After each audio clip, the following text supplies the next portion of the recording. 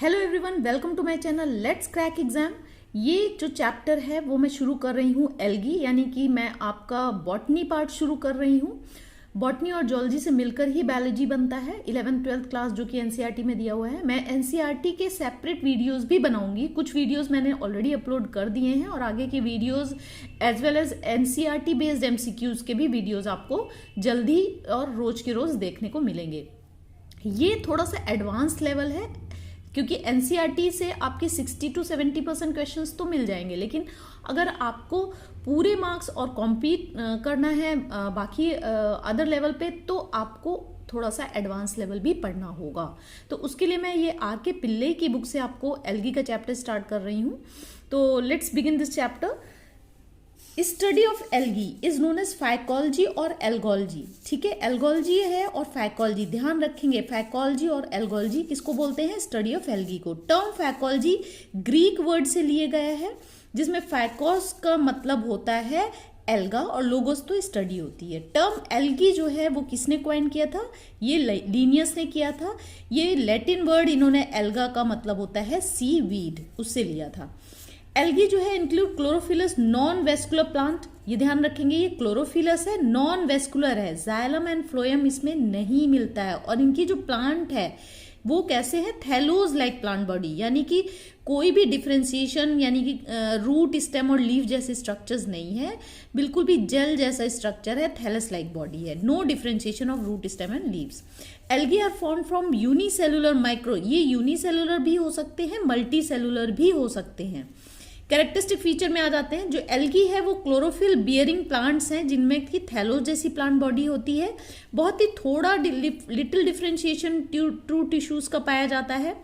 जो कि complex form of algae हैं उनमें तक आपका वेस्कुलर टिश्यू एब्सेंट होता है, यानी जाइलम और फ्लोएम जो कि water and food conducting tissues होते हैं ये नहीं होते हैं। सेक्स ऑर्गन इनका यूनिसेलुलर होता है और नॉन जैकेटेड होता है, जैकेट की लेयर नहीं होती है।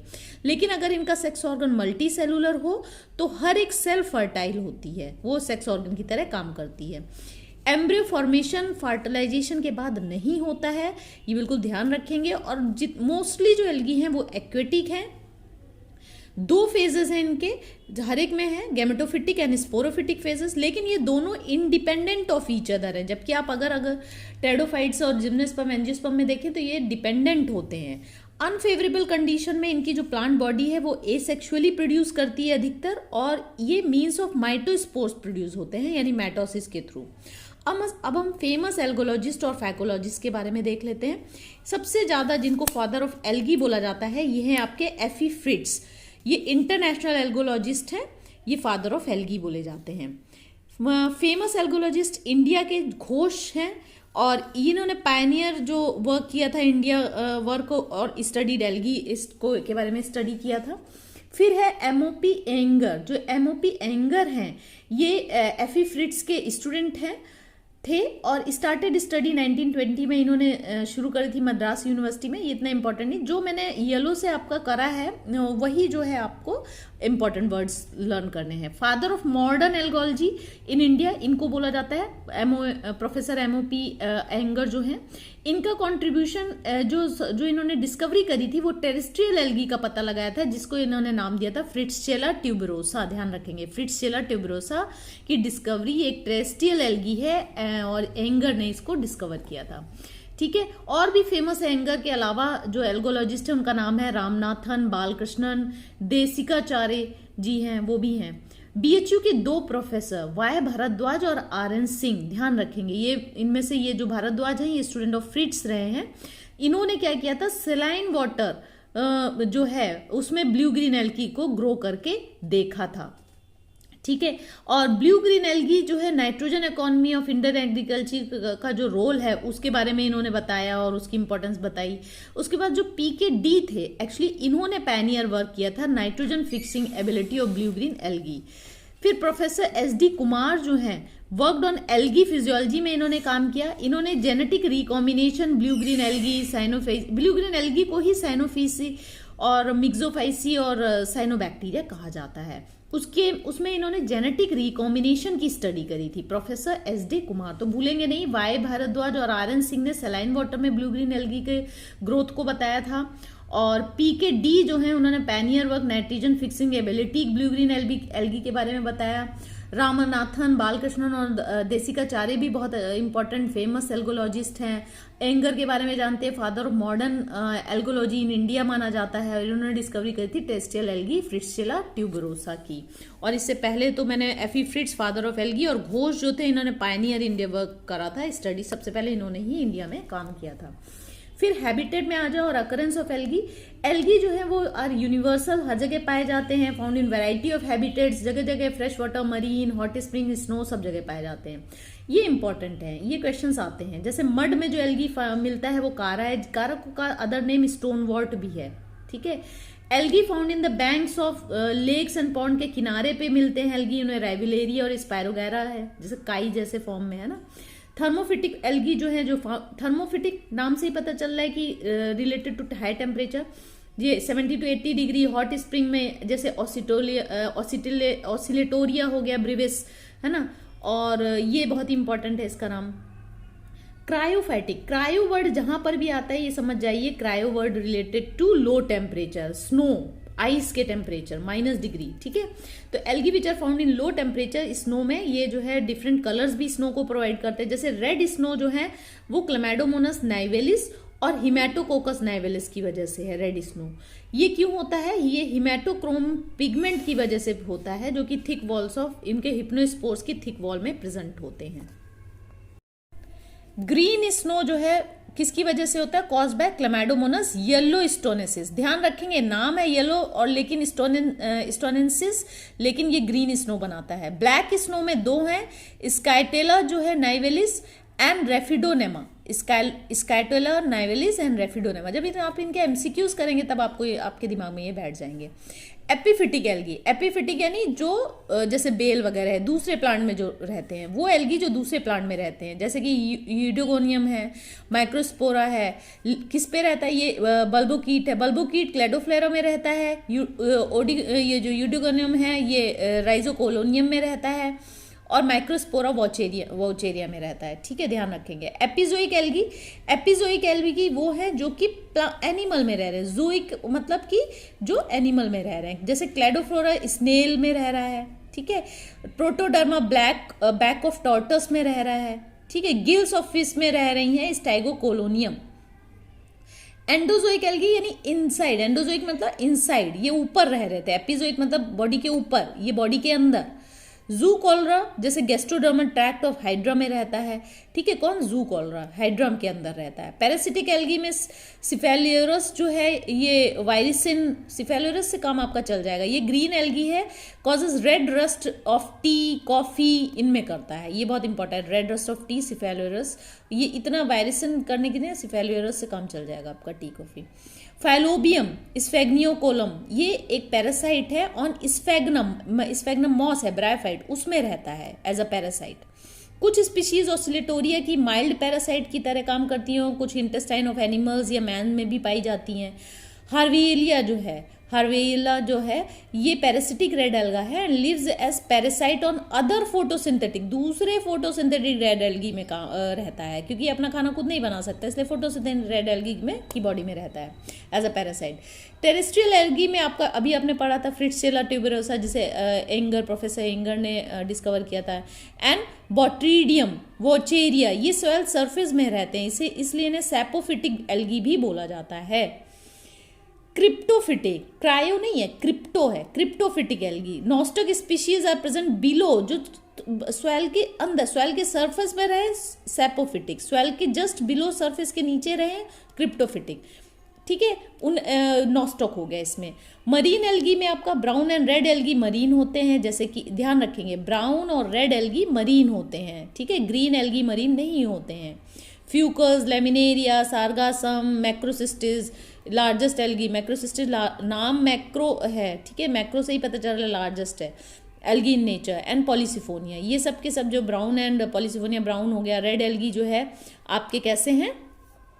मरीन है। ब्राउन एल्गी फियोफाइसी भी बोला जाता है, अदर नेम, और कॉमनली नोन एज सीवीड या कल्प भी बोला जाता है। ठीक है, ये सी में पाए जाते हैं और लंबे लंबे इनके थ्रेड जैसे स्ट्रक्चर होते हैं, थोड़े बड़े बड़े से।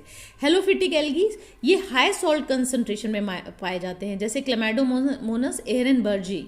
सिम्बियोटिक एल्गी ये लाइकेन के साथ, आप जानते हैं लाइचन जो होता है उसमें कौन रहता है, फंजाई और एल्गी का एसोसिएशन होता है, दोनों सिम्बियोटिक एसोसिएशन में हेल्प करते हैं ना। फंजाई को जो है रहने की जगह मिल जाती है और वो वाटर वगैरह देता है एल्गी को, एल्गी जो है वो फूड बना सकता है क्योंकि फोटोसिंथेटिक सेल्स होती हैं, उसमें क्लोरोफिल होता है। तो blue green algae and green algae live in symbiotic association with fungal partner. Blue green algae जैसे नॉस्टॉक एनिबेना क्या है, ब्लू ग्रीन एल्गी है, ये सिम्बियोटिकली रहते हैं किसके थैलस में, एंथोसिरोस, हॉर्नवॉर्ड, अजोला जो आपका वो है टेडोफाइट उनमें, और coralloid roots of Cycas, gymnosperm, यानी जिम्नोस्पर्म 3 जगह, Anthoceros, Azolla and coralloid roots of Cycas, इन तीनों में कौन रह सकते हैं, ये नॉस्टॉक एंड एनेबिना। ठीक है, सिम्बियोटिक एसोसिएशन में। Some species of Cladophora live in symbiotic association in sponge. Sponge एक स्पॉन्ज है जिसका नाम है इप्लाइडेटिया। इप्लाइडेटिया के साथ सिम्बियोटिक एसोसिएशन में क्लेडोफोरा रहता है, ये ध्यान रखिएगा। साइनेली जो है ब्लू ग्रीन एल्गी है, लिविंग इनसाइड द प्रोटोजोन में, प्रोटोजोन में रहता है, इस इनको साइनेली बोलते हैं। अब आप आ जाए range of vegetative structure in algae. Algae unicellular या मल्टी सेलुलर दोनों तरीके के हो सकते हैं। अगर यूनिसेलुलर है तो भी 2 तरीके के हो सकते हैं, मोटाइल है, नॉन मोटाइल। मोटाइल है तो जरूर इनके पास फ्लैजला होगा मूवमेंट के लिए, जैसे कि क्लेमाइडोमोनास। अब वेरिएशन हो सकता है इनके फ्लैजला में, वो उतने डिटेल में हम नहीं जा रहे हैं, मैं बस सिर्फ आपको एक बता रही हूँ कि जो क्लोरोफाइसी यानी ग्रीन एल्गी जो होते हैं उनके फ्लैजला इक्वल होते हैं, नंबर 2 या 2 से ज़्यादा हो सकते हैं। अब हम आ जाते हैं नॉन मोटाइल। नॉन मोटाइल में कोकाइडल जो एल्गी है कोकाइड शेप के हैं, राउंड शेप के हैं, इनमें फ्लैजला, क्योंकि नॉन मोटाइल है फ्लैजला की जरूरत ही नहीं है। जैसे क्लोरेला एंड डायटम्स, ये कोकाइडल एल्गी है। Simplest non motile forms are found in cyanophyceae जिसमें ब्लू ग्रीन एल्गी है जो कि प्रोकैरियोटिक कैटेगरी में है, और एग्जाम्पल है क्रूकोकस इसका एग्जाम्पल है, ध्यान रखेंगे।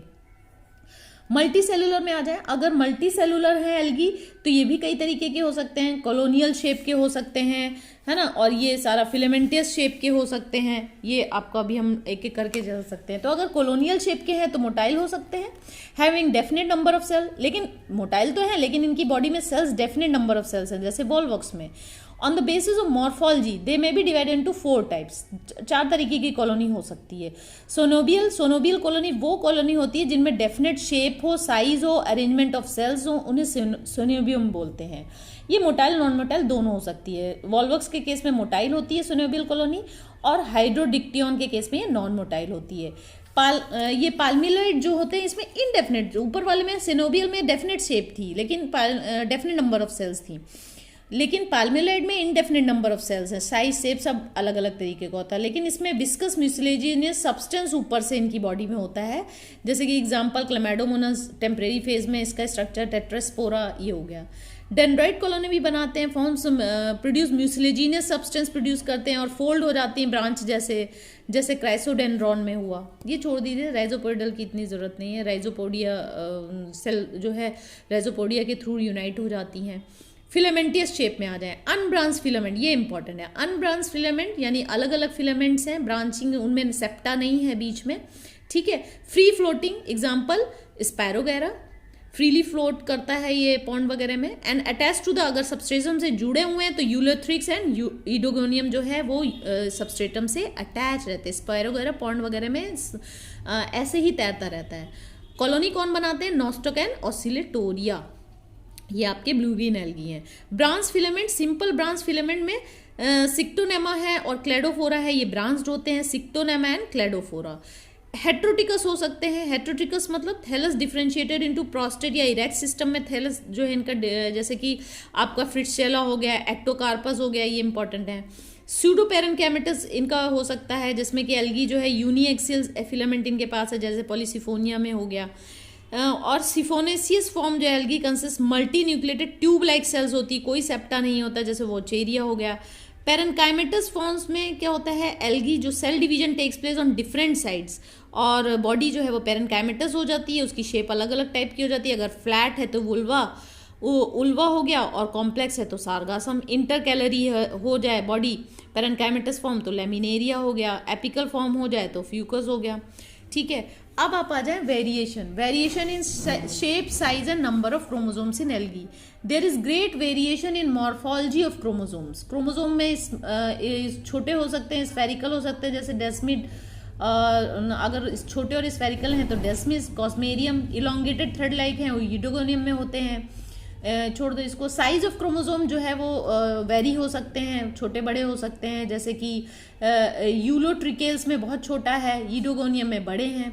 Number of chromosome is important, show much variation. Lowest number porphyra में मिलेगा, लीनियर से एक ही समझो, और हाईएस्ट नंबर आपका नेट्रियम डिजिटलिस 592 इसमें है, ये आप कर लेंगे। तो अब मैं रिप्रोडक्शन नेक्स्ट क्लास में कराऊंगी। अब हम लोग क्वेश्चन आंसर्स देख लेते हैं जितने अभी हमने करे हैं उस पर।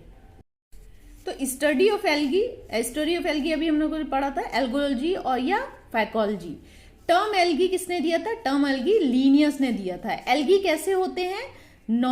क्लोरोफिलस एंड कैसे होते हैं? Chlorophyllous and cryptogams. फिनेरोगैम्स नहीं होते, क्रिप्टोगैम्स है, नॉन वेस्कुलर है, क्लोरोफिल प्रेजेंट होता है। सेक्स ऑर्गन इन एल्गी और जनरली कैसे होता है? सेक्स ऑर्गन यूनिसेलुलर, लेकिन जैकेट नहीं होती है। Which of the following is not characteristic of algae? तो लैक वेस्कुलर टिश्यू, ठीक है, बिल्कुल सही है। लिटिल डिफरेंशिएशन ऑफ टिश्यू, ये भी सही है। नो एम्ब्रियो फॉर्मेशन, ये भी सही, यानी none of the above. Who is called the father of modern algology? Modern algology का हमने फादर किसको बोला था, बताइए? It is MOP Iyengar. टेस्टियल, इन इंडिया की बात हो रही है इसलिए एंगर है, वैसे फ्रिट्स हैं। टेस्टियल एल्गी फ्रिट्सेला वाज डिस्कवर्ड। फ्रिट्सेला किसने करा था? एंगर ने, प्रोफेसर एंगर ने, अगर आपको याद हो तो। ठीक है, अभी हमने पढ़ा था। Role of blue algae in reclamation of saline water usar land of the India. तो ये भारद्वाज और आर एन सिंह थे, नहीं आर एन सिंह आपके इसमें इंपॉर्टेंट है, हाँ आर एन सिंह है इसमें। ठीक है, which of the following is not an algologist? तो कौन? देसिकचारी जो है, एस डी कुमार भी थे, घोष भी हैं, तो none of these is the correct answer. Which of the following is a marine alga? Marine algae में मैंने आपको बताया था फ्यूकस है ना, ब्राउन एल्गी और रेड एल्गी बताए थे, मरीन एल्गी होते हैं। क्रायोफिटिक, क्रायो मतलब ठंडा, ठंडा का मैंने बताया था ना, ठंडा में कौन है? क्रायोफिटिक एल्गी। कौन सा जो है? Which of the following is cryo, है ना, तो इसमें क्या होगा? हिमेटोकोकस नेवलिस, ठीक है। ये जो आपका ब्लैक कलर दे रहा था, क्लेमेडोमोनास येलोस्टोनिस ग्रीन स्नो बना रहा था, हिमेटोकोकस रेड स्नो बना रहा था, ये ऑल ऑफ द अबव हो गया। Red snow is caused by, red snow किसे? Chlamydomonas नाइवेलिस and हिमेटोकोकस नाइवेलिस। रेड स्नो दोनों में ये ए और बी दोनों करेक्ट हैं। ग्रीन स्नो मैंने आपको लर्न कराया था, ग्रीन है तो येलो स्टोनेसिस होगा, येलो कलर होगा, क्लेमेडोमोनास येलो स्टोनेसिस। ठीक है, इसके बाद क्वेश्चन नंबर 14 में आ जाते हैं। क्वेश्चन नंबर 14 हमारा ब्लैक स्नो में आ जाते हैं। ब्लैक स्नो में आपके दो मैंने बताए थे, स्काइट्रेला और रेफिडोनेमा। ठीक है, both B and C is the correct answer. Nostoc and एनेवेना जो है लिव सिम्बियोटिकली इन एंथोसिरस थैलस में रहते हैं, अजोला फर्न के साथ भी रहते हैं, कोरलाइड रूट ऑफ सैकस में भी रहते हैं। ये दोनों ब्लू ग्रीन एल्गी हैं, ये all of these is the correct answer. फिर blue green algae which live endophytically in protozoans, जो एंडोफिटिकली प्रोटोजोन्स के साथ रहे वो है साइनेली। ठीक है, एंडोजोइक, बॉडी के अंदर रह रहा है, एंडोजोइक एल्गे। एंडोजोइक एल्गे किसमें, कौन सा एंडोजोइक एल्गे है ना, तो ये आपने करा था जो हाइड्रा के साथ रह रहा था, जू कॉलरी, है ना। Red Sea is Red Sea red है क्योंकि किसकी वजह से रेड है? ठीक है, दिस इज नंबर ये ट्राइकोडेस्मियम इरेथ्रियम, ठीक है, इसकी वजह से है। रेड स्नो की बात नहीं हो रही है, रेड सी की बात हो रही है। Which algae is found as water net? तो वाटर नेट में हाइड्रो, देखो वाटर से वाई हाइड्रो होगा, हाइड्रोडिक्टियन। ये कुछ अलग क्वेश्चन है, हो सकता है आगे इन चैप्टर की डिटेल हो, मैं उतना ही वैसे कोशिश करा रही हूँ जो आपने पढ़ा है उसमें ही। Simplest non motile unicellular coccoid algae, unicellular non motile coccoid algae कौन था? क्रूकोकस, है ना, पढ़ा था हमने। अनब्रांच्ड होना चाहिए, फ्लोटिंग फिलामेंट, तो कौन है? स्पायरोगैरा, है ना, स्पायरोगैरा हो गया। Thallus differentiated into prostrate and erect system. अगर प्रोस्टेट और इरेक्ट सिस्टम है तो हम उस थैलस को क्या बोल रहे हैं? हेट्रोट्रिकस। वो थैलस कैसा है हमारा? हेट्रोट्रिकस है। Frog spawn alga, frog spawn किसको बोलते हैं? फ्रॉग स्पॉन बोलते हैं बैट्रोकोस्पर्मम में। ये बहुत इंपॉर्टेंट क्वेश्चन है। Highest number of chromosome 592, 592 in algae is in, कौन सा एल्गी है? देखो पोरफायरा में तो सबसे कम था, याद होगा अगर आपको, है ना, तो इट इज नेट्रियम, नेट्रियम जो है उसमें 592 थे। फिर non flagellated thin walled spores in algae are known as hypnospores. तो ये मैंने 25 क्वेश्चन कराए हैं, जितना मैंने ऑलमोस्ट पढ़ाया है उसमें से मैंने क्वेश्चन करा दिया। मैं थोड़ा थोड़ा पढ़ाऊंगी और थोड़े थोड़े आपको मल्टीपल चॉइस क्वेश्चन साथ के साथ कराती जाऊंगी। सो ऑल द बेस्ट, और डेली आप इन वीडियोस को देखेंगे और प्रैक्टिस करेंगे, रिवाइज करेंगे और ज़्यादा से ज़्यादा लोगों को शेयर करेंगे ताकि सभी का फायदा हो, क्योंकि ये फ्री ग्रुप है, इसमें मैं कोई पैसे नहीं ले रही हूँ, कुछ नहीं, ये सिर्फ आपकी हेल्प करने के लिए। So all the best and बस आप तैयारी करते रहिए।